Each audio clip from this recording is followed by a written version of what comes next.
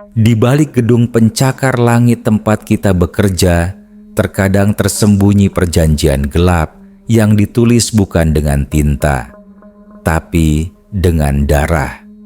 Ini cerita tentang bos kantor pemuja pocong dan kisah nyata dari seseorang yang nyaris tak pernah kembali dari sana.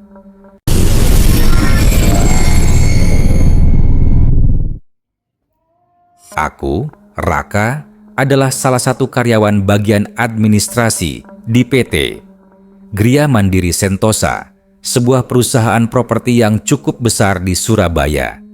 Kantor kami berdiri megah di daerah Ketintang, terdiri dari 7 lantai, dengan lantai paling atas konon hanya digunakan untuk keperluan internal manajemen. Begitu alasan yang selalu diberikan Pak Hermawan, direktur utama kami yang dikenal tenang, berwibawa, dan jarang sekali terlihat marah. Tapi ada yang selalu membuatku penasaran sejak pertama kali bekerja di sana 2 tahun lalu. Lantai 7. Tidak ada karyawan biasa yang boleh naik ke sana. Bahkan lift kami diprogram hanya berhenti sampai lantai 6, kecuali jika menggunakan kartu akses khusus yang hanya dimiliki Pak Hermawan dan beberapa staf senior. Tidak ada yang berani bertanya secara langsung karena konon katanya karyawan yang terlalu kepo soal lantai 7 tidak pernah bertahan lama. Aku pikir itu hanya mitos biasa. Sampai akhirnya tahun pertamaku di sana, seorang staf IT bernama Mas Wahyu ditemukan meninggal mendadak di dalam ruang server. Kata HRD, serangan jantung. Tapi aku sempat mendengar desas-desus dari teman-teman kantor. Katanya malam sebelum meninggal, Mas Wahyu masuk ke lantai 7 diam-diam karena menerima permintaan pengecekan kabel jaringan yang katanya terganggu dari atas. Sejak itu, dia sering bicara sendiri. Dan 3 hari kemudian, dia ditemukan membiru dengan mata melotot, seolah melihat sesuatu yang mengerikan sebelum ajal menjemput. Tahun berikutnya, kejadian serupa terjadi. Kali ini, seorang karyawan marketing bernama Mbak Rini yang dikenal ceria dan supel, tiba-tiba mengundurkan diri. Ia sempat absen beberapa hari dan ketika kembali, wajahnya tampak pucat dan berat badannya turun drastis.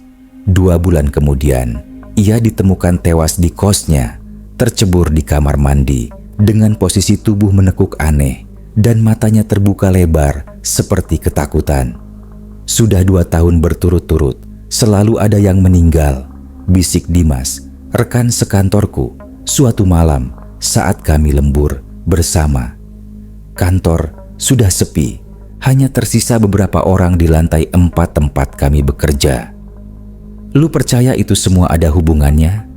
Tanyaku sambil tetap menatap layar komputer. Dimas menoleh cepat, wajahnya serius. Lu tahu nggak, katanya setiap tahun ada korban.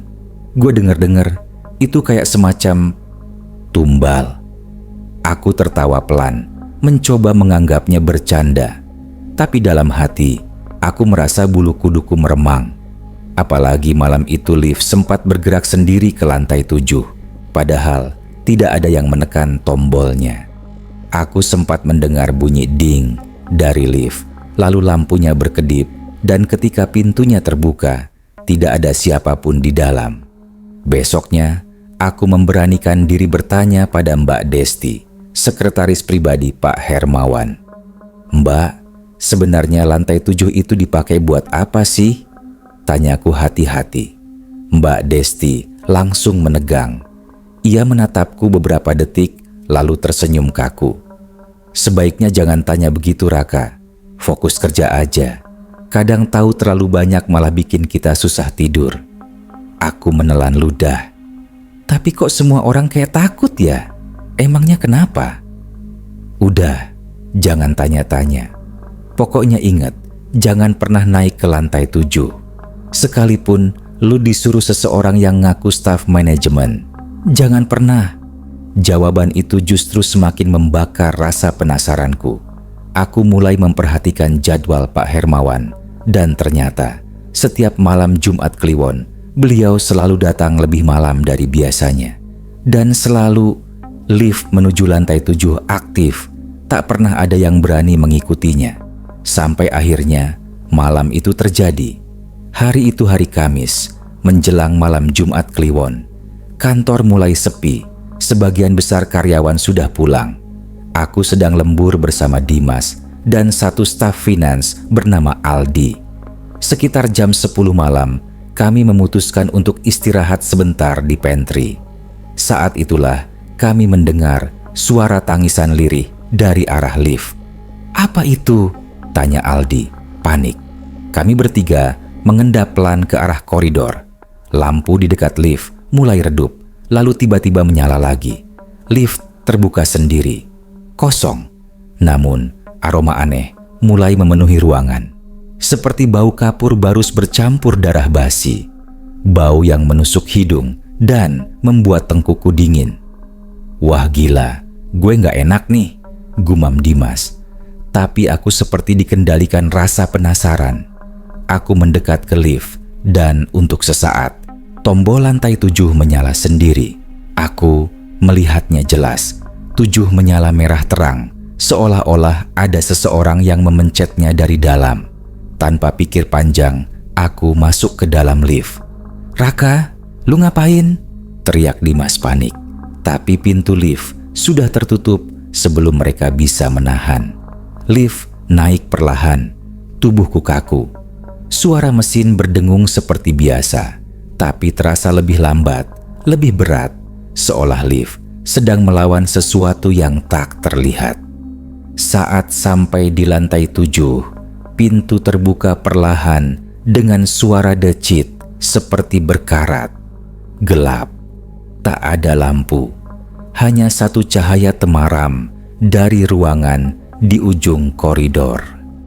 Aku berjalan pelan. Jantungku berdetak sangat cepat. Lantai 7 ternyata kosong, penuh debu. Namun di dindingnya tergantung banyak foto-foto karyawan, foto-foto lama, beberapa bahkan sudah menguning. Tapi yang membuatku menggigil adalah beberapa dari mereka adalah orang-orang yang sudah meninggal. Mas Wahyu, Mbak Rini. Dan di tengah deretan foto itu ada foto aku sendiri. Apa-apaan ini? Seketika udara di sekitarku menjadi dingin. Aku mendengar suara gesekan, seperti kain diseret di lantai. Kemudian, dari ujung koridor muncul sosok tinggi, dibalut kain kafan kotor, wajahnya mengelupas, matanya kosong. Ia melayang pelan ke arahku. Pocong itu menatapku lurus tanpa berkedip. Aku berteriak, memukul tombol lift berkali-kali. Tapi lift tak kunjung terbuka. Sosok pocong itu sudah semakin dekat dan tepat saat ia hampir menyentuhku. Tubuhku mendadak ambruk, gelap. Saat aku terbangun, aku sudah berada di ruang keamanan lantai bawah. Dimas dan Aldi menatapku panik dan satpam kantor bilang mereka menemukanku pingsan di depan lift lantai dasar. Tapi satu hal yang tak bisa dijelaskan adalah kenapa di kantong celanaku ada foto diriku sendiri dengan tanggal wafat 12 Juni 2025 yang kebetulan adalah hari Jumat besok. Sejak malam aku masuk ke lantai 7 itu, hidupku berubah total. Hari Jumat yang seharusnya menjadi hari biasa di PT Gria Mandiri Sentosa berubah menjadi neraka kecil bagiku. Saat aku masuk ke kantor pagi itu, semua terasa berbeda. Wajah-wajah rekan kerja menatapku dengan aneh. Sebagian seperti kasihan, sebagian seperti takut.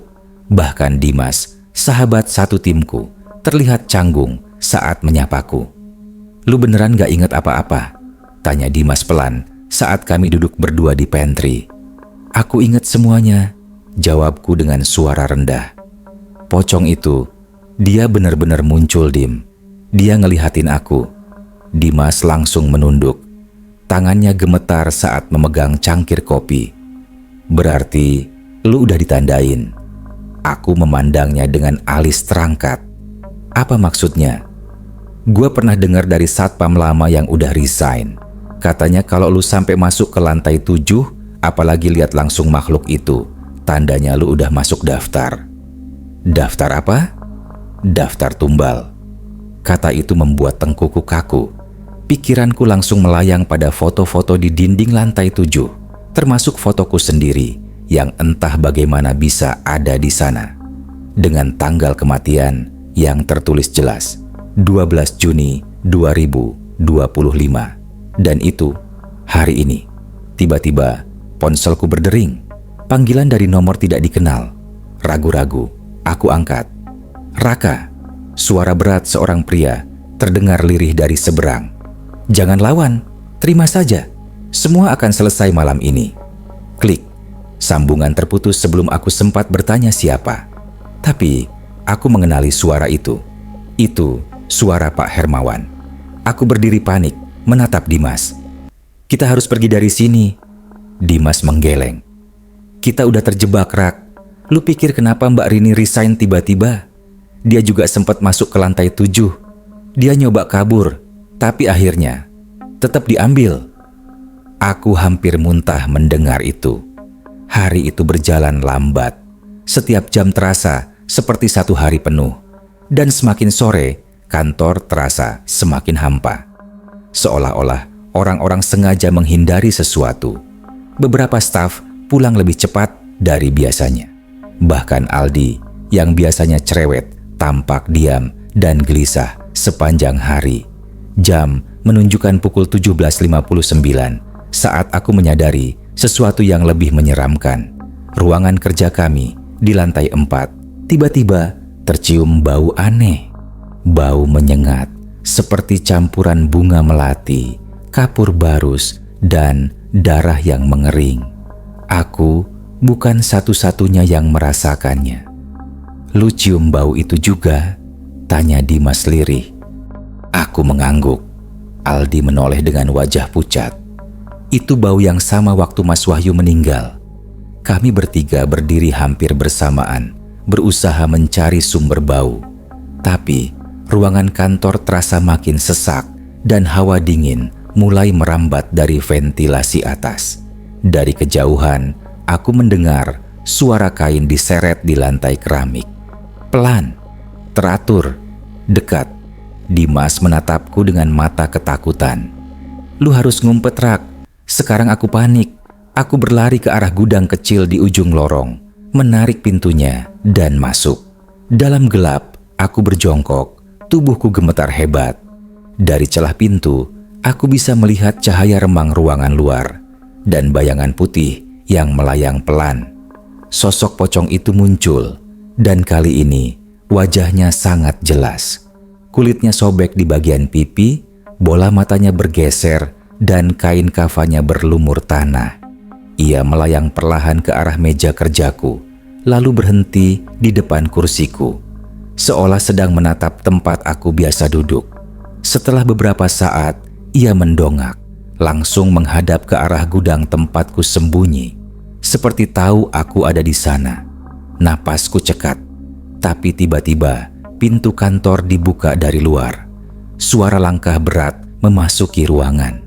Sosok Pak Hermawan muncul, mengenakan pakaian kerja lengkap, dasi masih rapi. Tapi kali ini, aura di wajahnya berbeda. Bukan lagi direktur karismatik seperti biasanya. Matanya kosong, dan di dahinya terdapat tanda merah menyerupai darah. Ia berdiri menghadap pocong itu.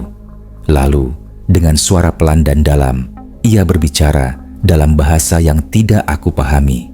Seperti mantra, pocong itu diam, lalu menunduk dan menghilang. Setelah itu, Pak Hermawan menoleh ke arah tempat aku bersembunyi. Raka, keluar. Jantungku hampir berhenti, tapi tubuhku bergerak sendiri, seolah terhipnotis. Aku melangkah keluar dari gudang. Kamu sudah melihat terlalu banyak, katanya. Tapi kamu juga sudah dipilih. Tidak ada jalan keluar. Aku hanya bisa menggeleng. Kenapa? Kenapa harus saya? Pak Hermawan mendekat. Karena kamu masuk ke tempat yang bukan milikmu. kamu melihat sesuatu yang tidak boleh dilihat. Dan sekarang, kamu harus menggantikan posisi yang kosong. Aku mundur pelan. Posisi apa? Ia tersenyum dingin. Tumbal tahun ini. Tiba-tiba, ruangan bergetar. Lampu berkedip cepat dan pocong itu muncul lagi. Lebih dekat, lebih menyeramkan. Dimas dan Aldi muncul dari balik meja, mencoba menarikku keluar. Tapi kami semua terpental seperti disambar listrik. Aku terjatuh dan membentur tembok. Saat aku tersadar, aku sudah terbaring di ruang medis kantor. Seorang perawat dari klinik rekanan perusahaan duduk di sampingku. "Kamu pingsan di kantor," katanya. Katanya stres karena kerjaan. Aku menoleh ke jendela. Langit di luar sudah gelap. "Dimas, Aldi," bisiku. "Mereka udah pulang duluan," jawab perawat. "Oh iya, Pak Hermawan titip ini untuk kamu." Ia menyerahkan sebuah amplop coklat. Dengan tangan gemetar, aku membukanya. Di dalamnya, ada foto hitam putih diriku sendiri. Tapi bukan foto biasa. Foto itu seperti diambil diam-diam saat aku sedang tidur. Dan di belakangku, samar-samar, terlihat sosok putih berdiri. Pocong itu. Dan di bagian belakang foto tertulis dengan tinta merah, "Selamat datang dalam siklus, lain kali jangan lawan, terima saja." Aku menatap langit malam Surabaya dari balik jendela, lalu menatap pantulan wajahku. Dan di sana, di bayangan kaca, ada sosok pocong berdiri tepat di belakangku. Hari Senin datang seperti malaikat maut yang menyamar. Setelah kejadian Jumat malam itu, penampakan, ancaman, dan mimpi buruk yang berlanjut selama akhir pekan, aku hampir memutuskan untuk tidak kembali ke kantor. Tapi, entah mengapa, tubuhku seperti dipaksa untuk hadir. Seolah sesuatu menarikku kembali ke lantai 4 PT. Gria Mandiri Sentosa, kantor tempat neraka menyamar sebagai tempat kerja. Dimas tidak membalas pesanku sejak Sabtu malam. Aldi juga tidak menjawab telepon. Bahkan saat aku tiba pagi itu, hanya beberapa meja yang terisi. Suasana kantor sunyi, terlalu sunyi untuk hari pertama kerja. Aku merinding. Lalu aku melihatnya. Pak Hermawan berdiri di dekat ruang meeting besar, mengenakan jas hitam dan senyum datar. "Raka," sapa beliau dengan suara tenang. "Kamu datang lebih pagi. Bagus." Aku hanya mengangguk, berusaha menyembunyikan ketakutanku. Namun, yang membuatku semakin gelisah adalah semua orang di kantor tidak menatap langsung ke arah Pak Hermawan. Seperti mereka tidak bisa melihatnya. Seperti hanya aku yang bisa. Dan pagi itu juga, kami mendapat pengumuman dari HR. Dimas dan Aldi dinyatakan mengundurkan diri secara mendadak. Surat resign mereka dikirim via email, lengkap dengan tanda tangan. Tapi aku tahu, itu bukan mereka. Bukan mereka yang aku lihat terakhir kali. Aku mencoba bicara dengan Winda dari HR, tapi dia hanya berkata singkat, "Jangan ikut campur, Rak. Urusan mereka udah selesai. Jaga dirimu sendiri." Kata-kata itu terdengar seperti ancaman. Menjelang siang, aku ditelepon oleh Pak Hermawan. "Raka, bisa naik ke lantai 7? Saya tunggu di ruang doa." Hatiku seperti berhenti berdetak. Ruang doa? Di lantai 7? Aku belum pernah dengar ruang itu disebut sebelumnya. Tapi entah mengapa, kaki ini bergerak sendiri, menaiki lift tua itu, dan tiba di depan lantai yang seharusnya tidak dibuka. Pintu lift terbuka dengan bunyi berderit. Lantai 7 lagi, sepi, tak berpenghuni. Cahaya lampu redup, hanya sebagian menyala. Karpet kusam dan dinding dipenuhi bingkai foto-foto lama. Tapi kali ini, foto yang kulihat sebelumnya, yang memuat wajahku dan tanggal kematianku, sudah tidak ada. Diganti dengan bingkai kosong. Aku berjalan ke ujung lorong. Ada satu pintu terbuka dengan plakat kecil bertuliskan, "Ruang Doa." Aku masuk. Ruangan itu remang, hanya diterangi beberapa lilin. Di dalamnya terdapat sebuah altar kecil yang ditutupi kain putih.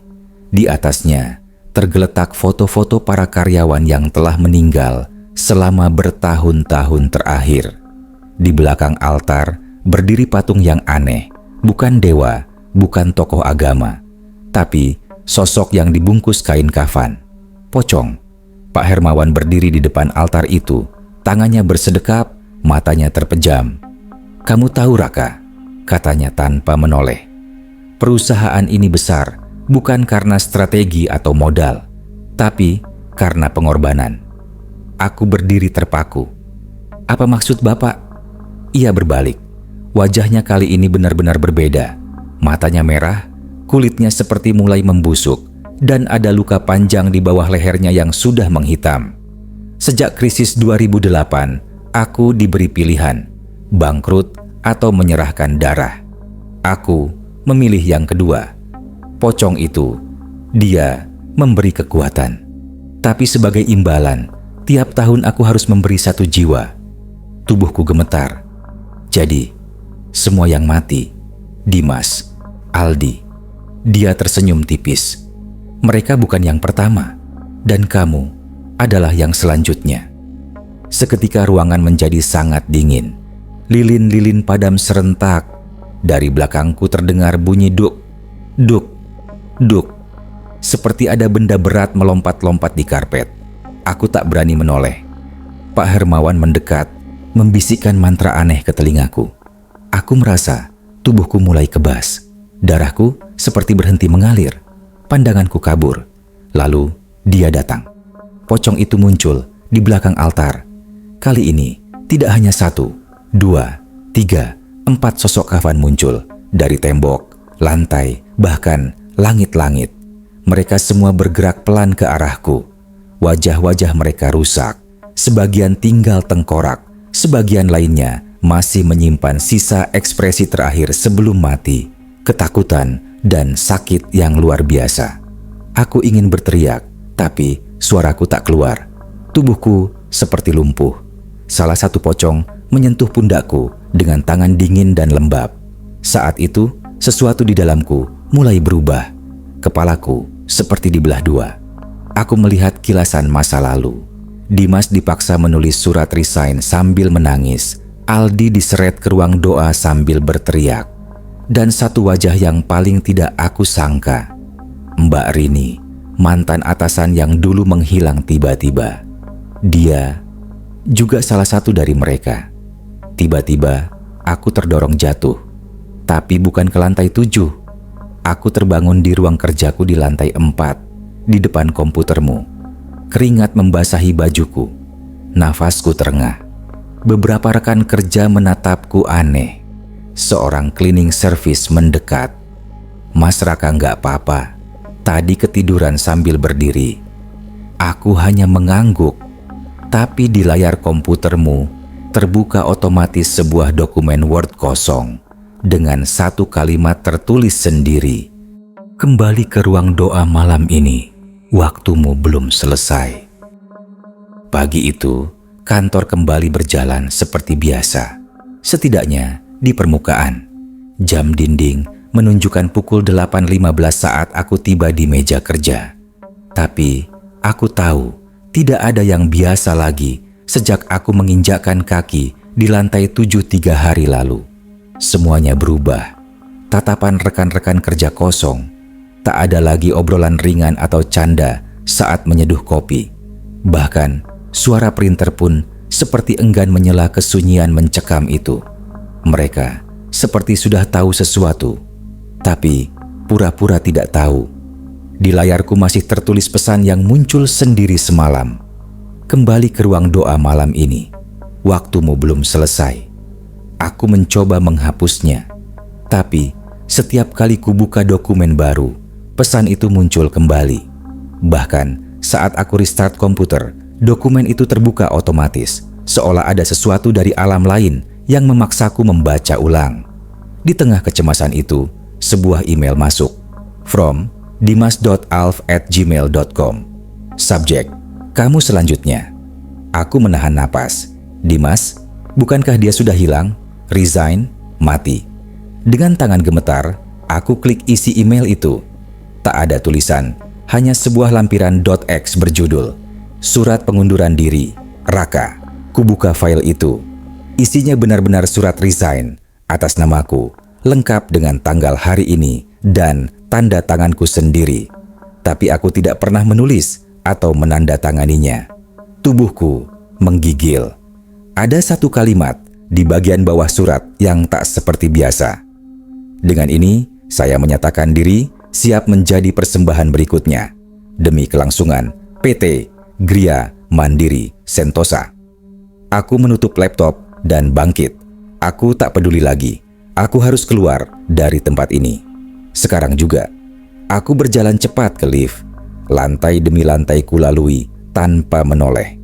Tapi saat lift berhenti di lantai dasar dan pintu terbuka, bukan lobi yang kulihat, melainkan lorong gelap yang sama seperti di lantai 7. Karpet usang, dinding dipenuhi foto. Tapi kali ini, semua foto menampilkan wajahku sendiri. Ratusan versi ekspresi berbeda. Ada yang ketakutan, ada yang menangis, ada yang tubuhnya membiru seperti mayat. Aku teriak. Aku tekan semua tombol di lift, tapi tidak merespons. Tiba-tiba, layar kecil lift berubah dari angka menjadi tulisan, "Jangan lari." Dan dalam sekejap, pintu lift terbuka kembali di lantai 4. Semua terlihat normal. Aku melangkah keluar dengan lutut lemas. Tapi, semua mata menatapku. Bukan seperti biasanya. Mereka semua berdiri di tempat, diameter dan tersenyum. Winda mendekat, menyerahkan sebuah map. Pak Hermawan ingin bertemu. Sekarang, aku tidak mau. Seruku panik, tapi dia hanya menggeleng. Kalau kamu tidak naik ke lantai 7 sekarang, kamu akan turun jauh lebih dalam. Darahku seperti berhenti mengalir. Setengah jam kemudian, dengan map berisi surat resign palsu di tangan, aku berada kembali di lift tua itu, mengarah ke lantai 7. Pintu terbuka perlahan. Ruangan itu masih seperti sebelumnya, sepi, suram, dan mencekam. Tapi kali ini, altar sudah kosong. Tak ada lilin, tak ada foto, tak ada pocong. Yang ada hanyalah Pak Hermawan, duduk bersila di lantai, mengenakan pakaian serba putih. Wajahnya lebih tua dari sebelumnya, seperti mayat yang belum dikubur. "Aku tahu kamu takut, Raka," katanya lirih. "Tapi ketahuilah, kamu terpilih." Aku maju satu langkah. Saya tidak mau resign. Saya tidak mau ikut perjanjian setan ini. Dia tersenyum. "Kamu tidak harus resign. Kamu hanya harus mati." Tiba-tiba, dinding ruangan bergetar. Lampu mati. Ruangan menjadi hitam pekat. Di kegelapan itu, aku mendengar suara berat berbisik. "Giliranmu telah tiba." Sosok-sosok mulai bermunculan. Dimas, Aldi, Mbak Rini. Mereka semua berdiri di belakang Pak Hermawan, kini dalam bentuk roh. Wajah mereka pucat, mata kosong, dan mulut mengeluarkan darah. Mereka menunjuk ke arahku. Lalu datang lagi. Pocong itu tidak hanya satu, kali ini 5. Mereka melompat-lompat menghampiriku dari dinding, dari lantai, dari langit-langit. Aku jatuh terduduk. Aku berteriak, tapi tak ada suara. Dalam keputusasaan, aku menutup mata dan berteriak, "Saya tidak mau. Ambil dia, bukan saya." Tiba-tiba, semua berhenti. Sunyi. Bahkan, napasku sendiri nyaris tak terdengar. Saat aku membuka mata, ruangan itu kosong kembali. Hanya ada satu kertas tergeletak di lantai. "Selamat, kau telah memilih korban baru. Kontrak diperpanjang sampai tahun depan." Aku terbangun di meja kerja seperti sebelumnya. Nafasku terengah. Di depanku, komputer menyala. Tidak ada yang mencurigakan. Semua terlihat normal. Tapi saat aku melirik ke kubikel sebelah, tempat Winda biasanya duduk, kosong. Di layar monitornya, surat pengunduran diri atas nama Winda terbuka. Bertanggal hari ini. Dan ada satu tambahan kalimat yang sama, seperti punyaku. Dengan ini, saya menyatakan diri siap menjadi persembahan berikutnya. Sejak kejadian di lantai 7 dan kemunculan surat pengunduran diri atas nama Winda, suasana kantor makin tidak masuk akal. Aku, Raka, mulai merasa setiap hari kerja seperti melangkah masuk ke dalam mimpi buruk yang tak berujung. Winda tidak pernah terlihat lagi sejak sore itu. Saat kutanya ke bagian HRD, mereka menjawab singkat, dia sudah resign, tanpa proses, tanpa berita. Bukankah kamu yang menyaksikan langsung prosesnya? Tanya Pak Hermawan saat aku dengan sengaja menyindir. Aku hanya menatap wajahnya yang tampak, terlalu tenang, terlalu dingin untuk ukuran seseorang yang kehilangan salah satu karyawan terbaik. Hari itu adalah Jumat dan seperti biasa, menjelang sore HRD mulai menyebar email undangan untuk pesta perpisahan karyawan yang resign. Kali ini subjek emailnya tertulis, Farewell Party Winda, lantai 7, pukul 19.00. Dadaku berdegup kencang. Lantai 7 lagi, selalu lantai 7. Kenapa selalu malam hari? Bisikku pada Aldi. Dia menatapku dengan mata merah, kelelahan, seperti seseorang yang baru lolos dari mimpi buruk panjang. Kau pikir kita bekerja di perusahaan biasa? Katanya dingin. Itu bukan pesta, itu semacam ritual. Aku ikut sekali 2 tahun lalu. Setelah itu, aku tak pernah sama lagi. Aku menunggu hingga semua orang mulai bersiap menuju lantai 7. Aku tahu, aku harus menyelinap lebih dulu. Bukan untuk ikut pesta, tapi untuk mengintip apa yang sebenarnya terjadi. Pukul 18.45, aku naik lewat tangga darurat dengan senter kecil di tangan. Lift tak bisa diandalkan lagi. Entah kemana ia akan membawaku jika nasib buruk menjemput. Tangga darurat sepi dan berbau jamur. Tiap langkah seperti menginjak tulang-tulang mati yang siap retak. Saat sampai di lantai 7, aku intip dari celah pintu darurat. Ruangan itu kini berubah total. Tak seperti kantor, ruangannya gelap dengan lampu-lampu gantung merah menyala remang. Di tengah ruangan, meja panjang dihiasi bunga kering, boneka kecil dari jerami, dan makanan-makanan yang sudah basi. Di ujung meja ada satu kursi kosong, kursi Winda. Sekitar 12 orang berdiri melingkar, termasuk Pak Hermawan. Mereka semua mengenakan jubah hitam dan membawa lilin. Ritual dimulai dengan pembacaan nama. Dengan ini, kami serahkan yang bernama Winda Maharani sebagai bentuk bakti kami pada perjanjian. Kami perpanjang umur dan kelangsungan PT Gria Mandiri Sentosa dengan tumbal ini. Seketika ruangan bergetar, api lilin membesar. Dari dalam kegelapan, sosok Winda muncul, mengenakan pakaian kantor yang lusuh, matanya kosong, wajahnya pucat seperti mayat. Aku tidak mau, suara Winda lirih, tapi Pak Hermawan mengangkat tangan. Terlambat, kau sudah menandatangani surat itu, Winda. Kau telah memberi izin. Lalu dari balik meja, muncul lagi, pocong, 3 sosok sekaligus, meloncat ke arah Winda yang berdiri diam. Aku ingin menjerit, tapi tubuhku kaku, hanya mampu menyaksikan ketika sosok Winda mendadak jatuh ke lantai, tubuhnya kejang-kejang, mulut mengeluarkan darah hitam. Ritual itu belum selesai. Pak Hermawan menunjuk ke tengah meja, di mana secari kertas diletakkan. Dia membacanya dengan lantang. Dan untuk tahun berikutnya, persembahan telah ditentukan. 1 jiwa, 1 nyawa, Raka Wiratama. Aku tersentak, napasku tercekat, tanganku terpeleset di gagang pintu darurat, menghasilkan bunyi logam yang memekakkan. Kepala-kepala dari dalam ruangan segera menoleh. Mata mereka merah, lilin padam. Pak Hermawan menatap langsung ke arahku, dengan senyum perlahan muncul di wajahnya. Ah, rupanya tamu kehormatan kita datang lebih awal. Aku langsung lari, menuruni tangga darurat. Kakiku nyaris terkilir saat mencapai lantai 4. Kantor tampak kosong. Tapi berbeda dari biasanya, semua lampu padam.